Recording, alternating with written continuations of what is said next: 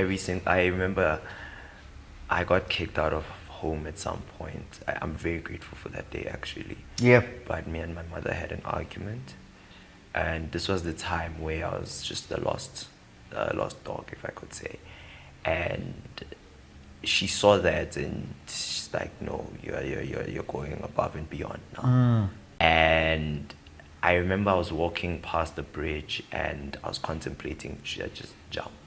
I was in a stage, was like, fuck all that. This was last year, right after I went to a psychiatric ward. To deal with my mental health, and it helped quite a bit, but it didn't change my life. But do you feel that you need help?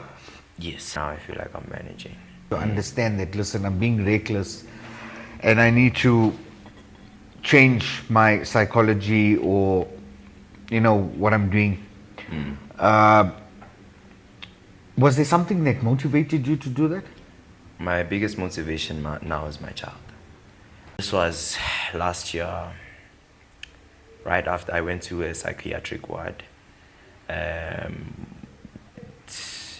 To deal with my mental health. And it helped quite a bit, but it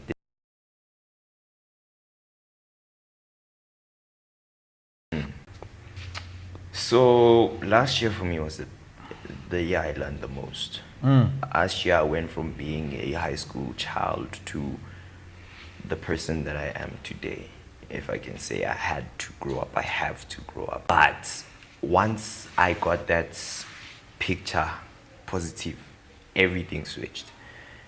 Firstly, I got into a stage of I didn't believe it was true. I was in denial and I was scared. So then a lot of childhood trauma started to trigger.